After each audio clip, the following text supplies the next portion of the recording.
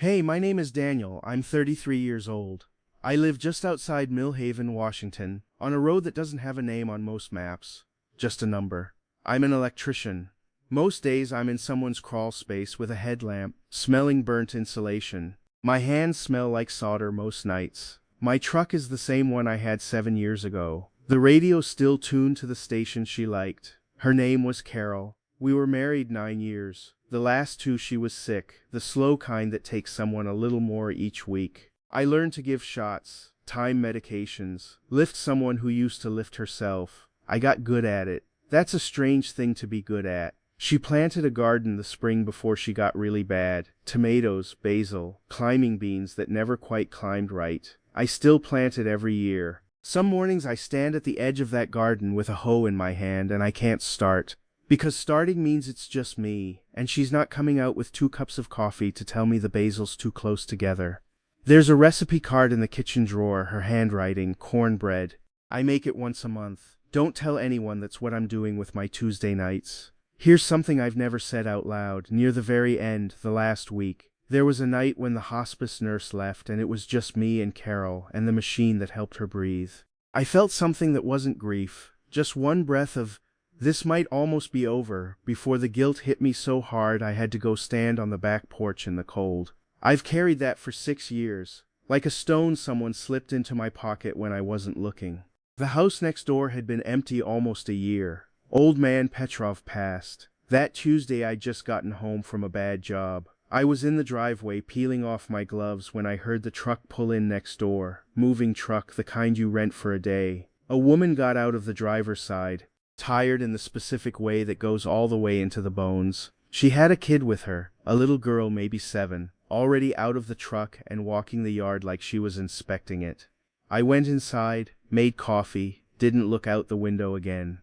That part's a lie. I looked out the window again. The power went out next door around 8 that night. I know because my own lights flickered too. Old shared transformer on this stretch of road. One bad connection and the whole block stutters. I was washing my coffee cup when I saw it through the kitchen window, every window in Petrov's old house going dark at once. A few minutes later there was a knock at my door. The woman from the truck was standing there, flashlight app glowing weak through her phone. Up close she looked even more tired than from across the yard, hair loose from a ponytail, a smear of dust on her cheekbone. Sorry, she said, I'm Marin, we just moved in. The breaker box did something, nothing works. I can't find the panel. My daughter's scared of the dark, and I don't. She stopped herself, took a breath. Do you know anything about electrical panels? That's actually my job, I said. Something in her shoulders dropped about an inch. Not relief exactly. More like she'd been holding a weight up by sheer stubbornness, and someone had just offered to take it for 30 seconds. I grabbed my flashlight and my multi-tool. The panel was in the basement behind boxes. Petrov's wiring was original to 1974. The main breaker had tripped. Someone had jammed 2 circuits onto one line never rated for it. I flipped it back. Lights came on upstairs. A kid's voice.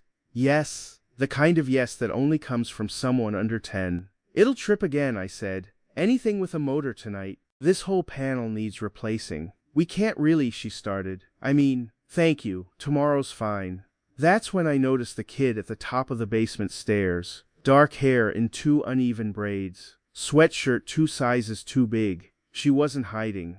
Just watching me with the kind of stare kids give you when they haven't decided yet whether you're worth being scared of. I didn't say anything to her. That was her mom's job.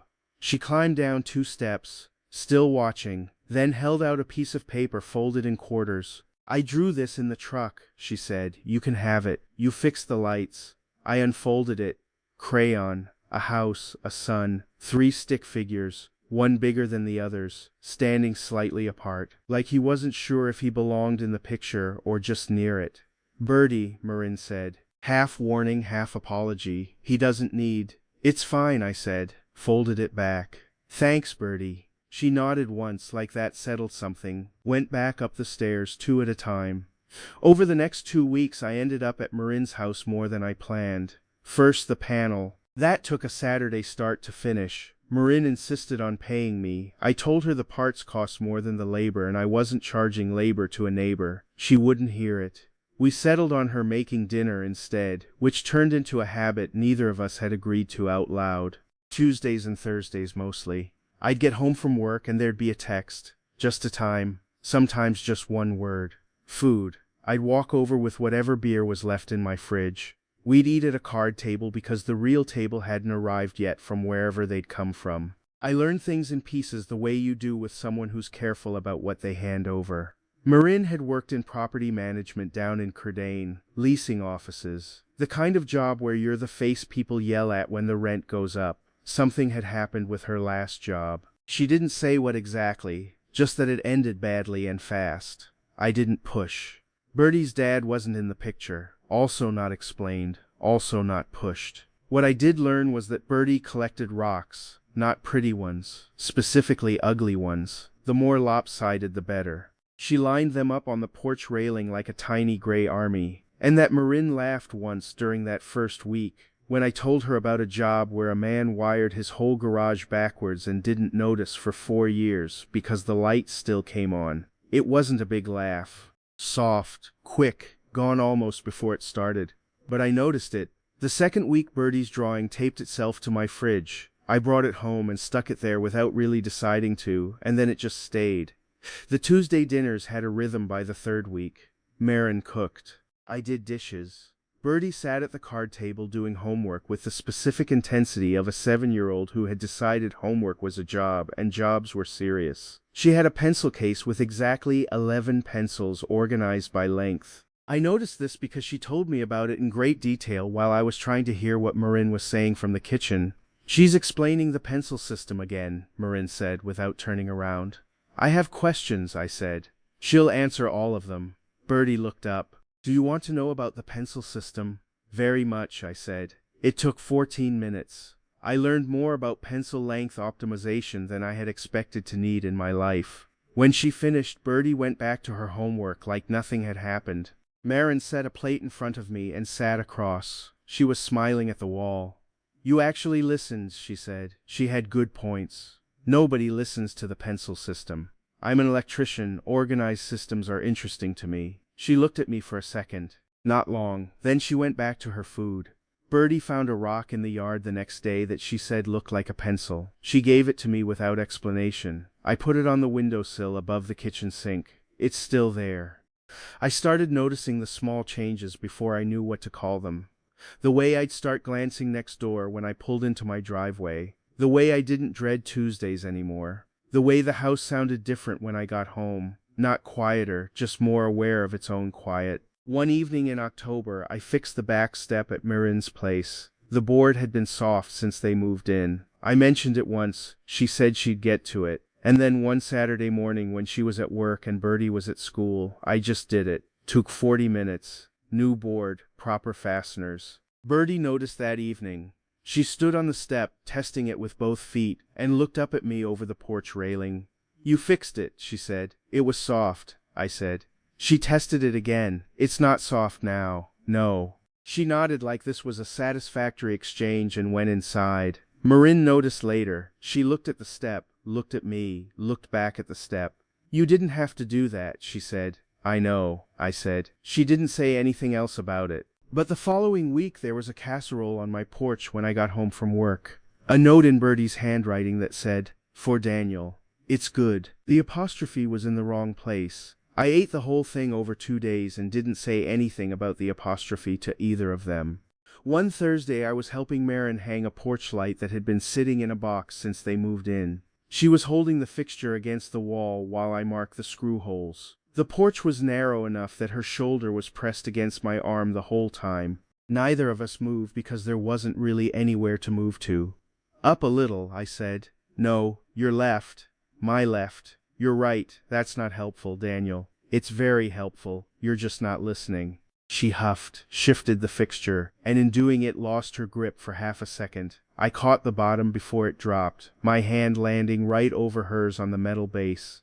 Both of us holding the same piece of cold brass. Neither of us pulled back. Maybe 2 seconds, maybe 3. Long enough that I noticed her hand was smaller than I expected.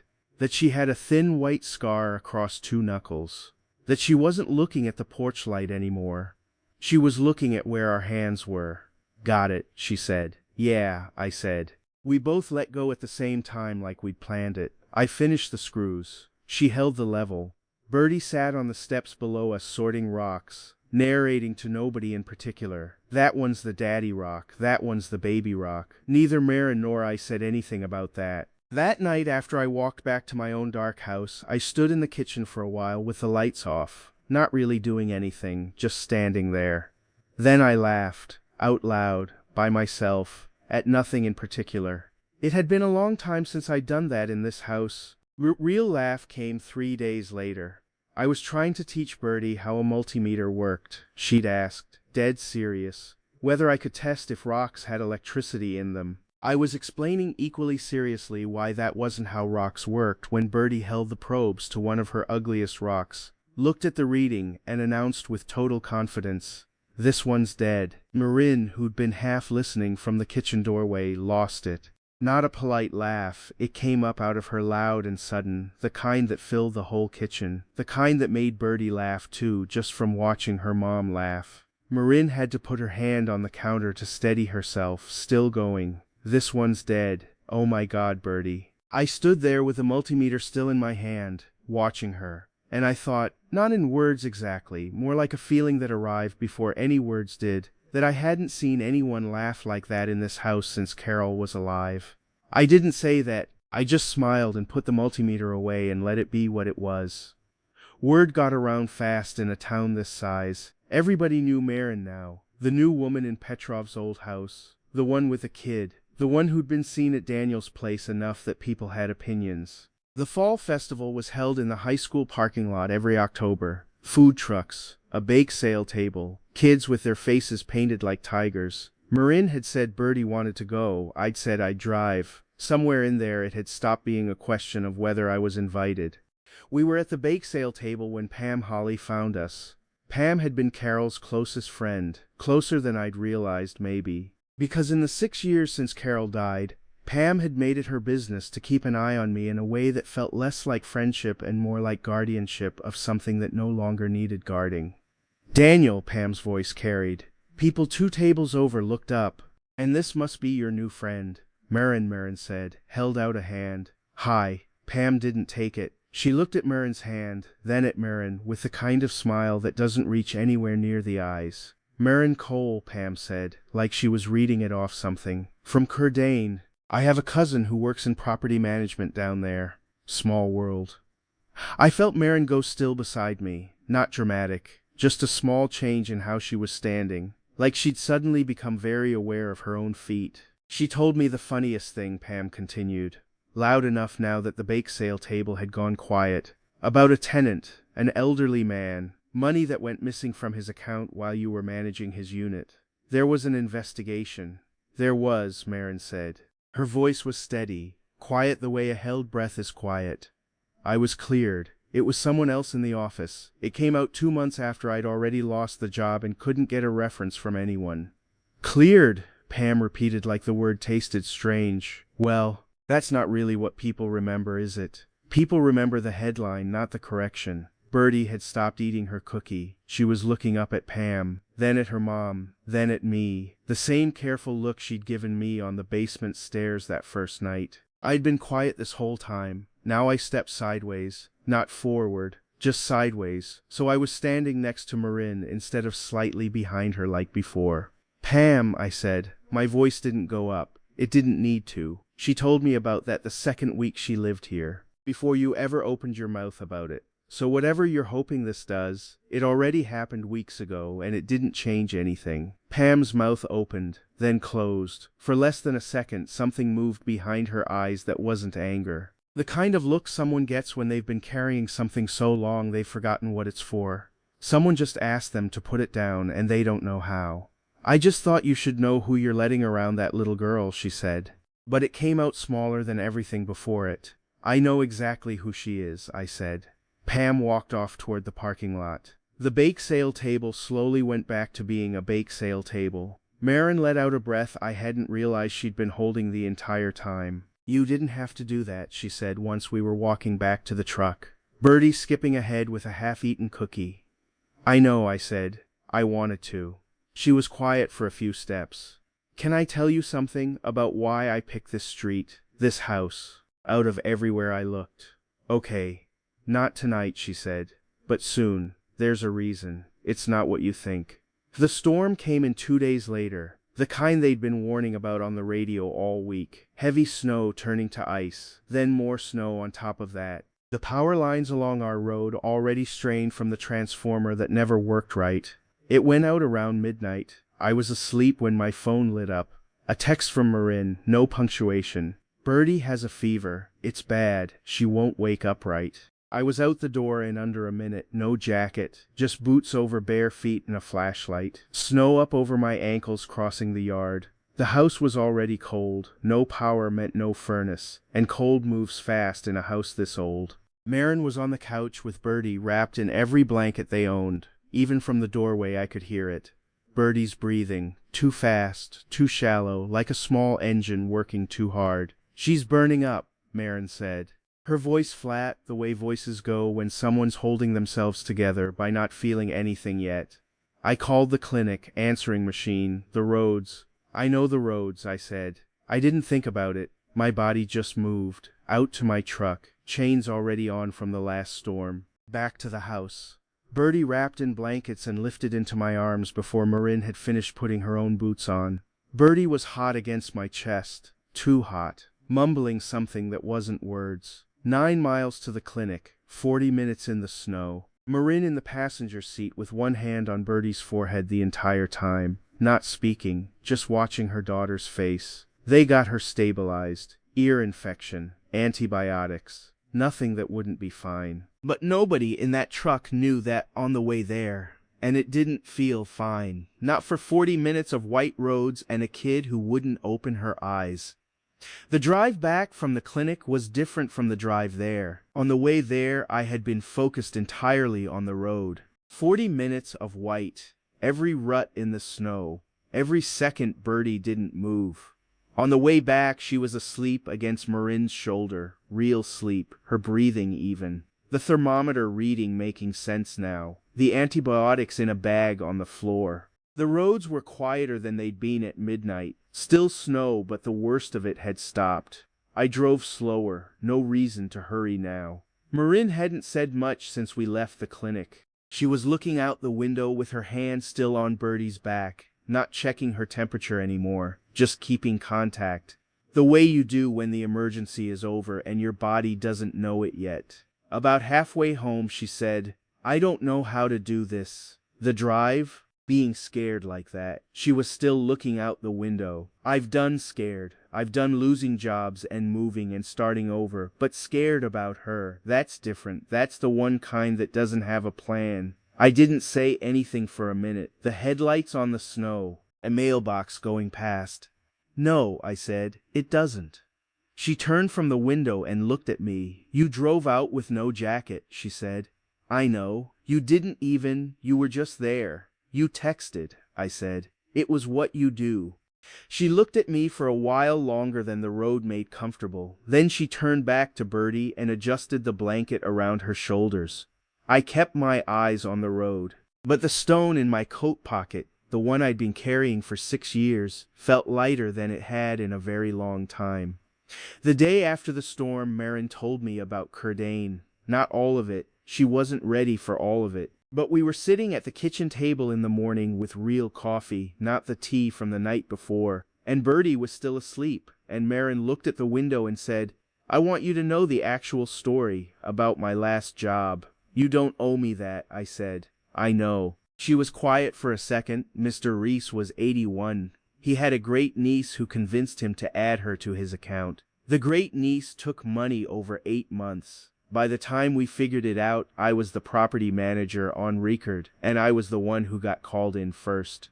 And you were cleared, I said, 2 months after I'd lost everything that goes with the job. The title, the references, the ability to answer what happened at your last position without it taking 20 minutes. She looked at the table. I picked this county because it was far enough and small enough that the story hadn't arrived yet. I wanted a year where people saw me first. I thought about Pam at the festival, the way the bake sale table had gone quiet, the way Marin had held herself through it. For what it's worth, I said, I saw you on the first night, before any story. She was quiet for a long time. Then she said, I know, that's why I'm telling you. We got home around 4 in the morning. Bertie was asleep, real sleep, not fever sleep, tucked into her own bed with a dose of medicine in her and a thermometer reading that finally made sense. The power was back on by then. Maureen made tea. Neither of us drank it. We just held the mugs at the kitchen table because it gave our hands something to do. I don't know when it started, I said. The words came out before I decided to say them. Too fast, no order to them. Tonight in the truck, when I thought, if something happened to her, I stopped. I haven't let myself need anything from anyone since Carol, not really. And tonight Daniel. I just mean I couldn't lose. A small voice came from the hallway. Mom. Bertie was standing there in her pajamas, hair a mess, looking more confused than sick. Why is everyone awake? Marin stood up so fast her chair scraped the floor, crossed to Bertie, knelt down to check her forehead, and as she passed me she put her other hand flat against my chest, just for a second, just long enough. Then she was gone down the hall, Bertie's sleepy voice asking questions, and I sat alone at the table with 2 mugs of cold tea, my chest still warm where her hand had been. She told me about the street the following week. We were at the card table eating. The real table had arrived by then, but neither of us had suggested moving. And Bertie was asleep upstairs, and Marin set down her fork and said, I owe you that thing I said at the festival. You don't owe me anything. I picked this street, she said, because of the garden. I looked at her. I drove past in August, looking at rental listings. I wasn't even slowing down for this one, wrong price range, too far out, but I drove past and the garden was there, and something about it. She paused. It looked like someone was still trying, in a house that had probably been hard. I didn't say anything. I know that's a strange reason to pick a house, she said. No, I said, it's not. She picked up her fork again, didn't push it further. I thought about that for a long time after. About what the garden must have looked like from the road in August. The rows still slightly off because I never got them as straight as Carol did. The beans not climbing. The basil too close together. Someone still trying. In a house that had been hard. She'd been right about all of it.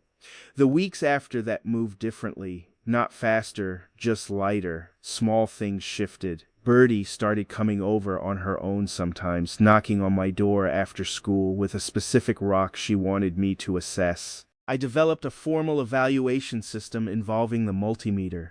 She knew it didn't work that way. We both pretended otherwise. One evening in January, Marin showed up with her laptop and a spreadsheet. Her property management license was still valid. She'd found 3 job listings in the region, but didn't know which was worth the application. We sat at the kitchen table for 2 hours going through them. I don't know anything about property management. I told her that. She said she just needed someone to ask the obvious questions so she could hear her own answers. That's what we did, I asked. She answered. By the end, she knew which one. How did you know which questions to ask? She said. I didn't, I said. They were just obvious. She looked at me for a moment. You're not as quiet as you think you are. I live alone. I'm definitely that quiet. No, she said, you just don't talk unless you have something to say. That's different. I thought about that for longer than the conversation probably warranted. She got the job. Started in February. The schedule changed. Fewer Tuesdays, some Thursday mornings instead. Bertie started taking the bus to my house after school on the days Marin worked late, which had not been discussed but also hadn't needed to be. I built a shelf in her room for the rocks. Proper shelving with a low lip so they wouldn't fall off. She organized them by a system only she fully understood. She explained it to me twice. I nodded both times. January was the hardest month. It always had been. Carol died in January. The garden was completely under snow. The days were short and gray, and the house had a particular silence that only happened in that specific cold. I had always gotten through January by staying busy, more jobs, more hours, eating at the diner instead of cooking, because cooking at home in January meant being alone in the kitchen in a way that was harder to be. This January was different. Bertie knocked on my door one Saturday afternoon in the middle of it. She was wearing her coat over her pajamas, which I'd learned was a normal outfit for her on weekends. She had a box of cards. "Do you know how to play rummy?" she asked. "Yes," I said. "Mom says I need to practice, but she's bad at cards." "Is she?" "She lets me win." Bertie said this with the specific contempt of someone who had noticed and did not approve. "I want to play someone who won't let me win." I stepped back from the door. "Come in." We played rummy for 2 hours. I won the first 4 games. Bertie won the 5th on her own, without help, and celebrated by doing a small dance in her chair that she immediately tried to pretend hadn't happened. Marin showed up at 4 with hot chocolate and the expression of someone who'd been listening from next door for long enough to know the game had been honest. "She beat you," Marin said. "She did," I said. Bertie was already setting up for another round and did not look up. That was the best January I'd had in 6 years. I thought about Carol a lot that spring. Not the hard way, not the way I had for most of 6 years. More like how you think about a road you used to drive. You know every turn, every bad patch, the place where the radio always went to static. It's yours. It'll always be yours. But you don't have to drive it every day to know it. There's a version of grief that keeps the door locked because opening it feels like losing everything over again. I'd lived in that version for a long time. I still planted her garden. I still made her cornbread. I still hadn't moved the radio dial. I didn't think those things needed to change. What changed was that I started to understand they didn't have to be the whole of a life. They could just be part of it. The part that said she was here, she mattered, the beans finally climbing, is because of something she started, even if I'm the one who kept going. Marin never pushed me on any of it. She noticed things the way she noticed most things, quietly, without making them into a conversation I wasn't ready for.